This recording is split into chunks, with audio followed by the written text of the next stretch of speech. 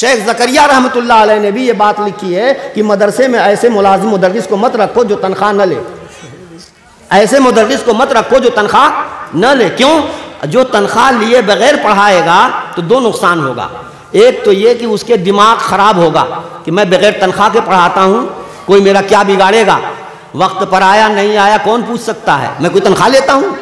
اسی طریقے سے بچوں کے ساتھ جو خیر خواہانہ اور جو اخلاص کے ساتھ محنت جو کرنی چاہیے وہ محنت بھی وہ نہیں کرے گا۔ چنانچہ حضرت تھانوی رحمۃ اللہ علیہ نے فرمایا ہے کہ تنخواہ لینے والا ملازم اور مدرس جتنی محنت کر لیتا ہے بغیر تنخواہ والا مدرس اتنی محنت نہیں کر پاتا۔ تو ایک تو یہ بات ہے، اور دوسری بات یہی ہے کہ صاحب اس سے جب وہ خود لے گا تو لینے کی وجہ سے اس کے اوپر ایک دباؤ رہے گا۔ میں اگر تنخواہ لیتا ہوں تو میرے اوپر ایک دباؤ ہوگا، میرا ضمیر جھجھوڑے گا کہ تو تنخواہ لیتا ہے، تجھ کو اسی محنت کا صلہ دیا جاتا ہے، تو دیانتاً آدمی اس پر یعنی بڑھ چڑھ کر کے بچوں کی خدمت کر رہا ہے۔ میرے دوستو، ان مدرسوں میں جو تنخواہیں ملتی ہیں آپ دیکھ لیجئے کہ ان تنخواہوں سے کیا ہوتا ہے۔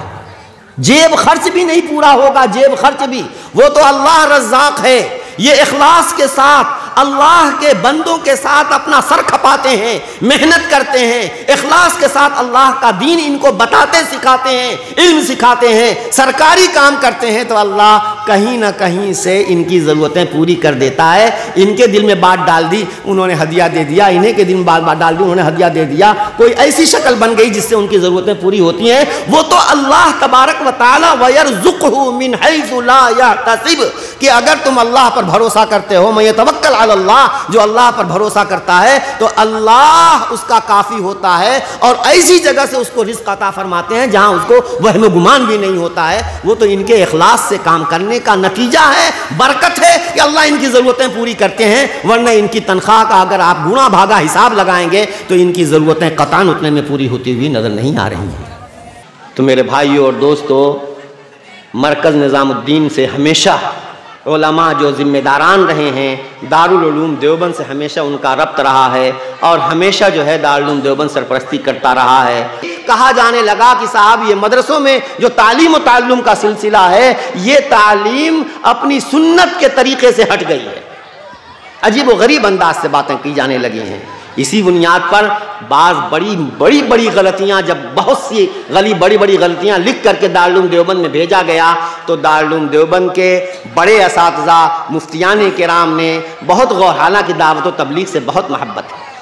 دارالعلوم دیوبند اس کو اپنا کام سمجھتا ہے، اور دارالعلوم دیوبند کا کام تھا کہ بھائی ہم صحیح بات بتا دیں، اب کوئی مانے نہ مانے یہ اس کا کام ہے، زبردستی کسی سے منوایا نہیں جائے گا، حکم شرعی بیان کر دیا جائے گا، مخاطب کی غلطی واضح کر دی جائے گی، صحیح بات کیا ہے وہ بیان کر دیا جائے گا۔ مدارس کے تعلق سے علماء کا ایک استفتاء آیا کہ مولانا نے مدارس کے نظام اور تعلیم و تعلم کے تعلق سے کہ صاحب یہ جو مدرسے میں تنخواہ لی جاتی ہے، طلبہ جو مدرسے پر ان پر جو ہے قوم ملت خرچ کرتی ہے، تو قوم کا علماء اور طلباء پر خرچ کرنا یہ سنت کے خلاف ہے، اور یہ تعلیم و تعلم کا سلسلہ سنت سے ہٹ گیا ہے، جس کی وجہ سے اب اس کی افادیت دور ختم ہو گئی ہے۔ عجیب و غریب بات ہے، جبکہ حضرت سیدنا ابوبکر صدیق رضی اللہ تعالی عنہ کو باقاعدہ جب وہ خلیفہ بنایا گیا تو ان کا بیت المال سے وظیفہ مقرر کیا گیا، وہ خود جانے لگے کہ میں جو ہے اپنے بچوں کے لیے میں تجارت کروں گا، لیکن حضرت عمر رضی اللہ عنہ نے کہا کہ نہیں، اگر آپ تجارت کریں گے تو مسلمانوں کا کام کون کرے گا؟ آپ تو 24 گھنٹہ مسلمانوں کے لیے وقف ہیں، باقی آپ کی ضروریات بیت المال سے ادا کی جائے گی۔ چنانچہ بیت المال سے وظیفہ لینا سیدنا ابوبکر صدیق رضی اللہ تعالیٰ عنہ نے منظور کر لیا، اور یہی نہیں، یہ تو ان کے احتیاط کی بات ہے، ان کے تقوی کی بات ہے کہ میں ایک کام میرے ذمے ہے میں کروں اور تنخواہ اس پر لوں۔ پھر بعد میں انہوں نے وفات کے وقت اندازہ لگا کر کہ اتنے درہم میں نے خرچ کیے ہیں بیت المال سے، لہذا میرے ترکے میں سے اتنا مال حضرت عمر میرے بعد جو خلیفہ ہوگا اس کو لے جا کر کے دے دینا۔ چنانچہ حضرت عمر رضی اللہ عنہ کو لے جا کر کے اتنی مقدار دی گئی۔ حضرت عمر رضی اللہ عنہ نے کہا کہ اللہ ابو بکر پر رحم کرے، اپنے بعد والے خلیفہ کے لیے بڑی مشکل پیدا کر گئے۔ تو یہ تو ان کی بات تھی، ورنہ اور یہی وجہ ہے کہ اسی واقعے کی بنیاد پر حضرت ابوبکر نے وظیفہ لیا، حضرت عمر نے وظیفہ لیا، حضرت اور بھی خلفاء نے وظیفہ لیا. اسی بنیاد پر باقاعدہ علماء کرام اور فقہاء اعظام نے لکھا ہے کہ مدرسے سے تنخواہ لینا اور یہ موجودہ جو نظام ہے عام مسلمانوں کے چندوں سے، چونکہ یہ علماء عام مسلمانوں کی خدمت انجام دے رہے ہیں،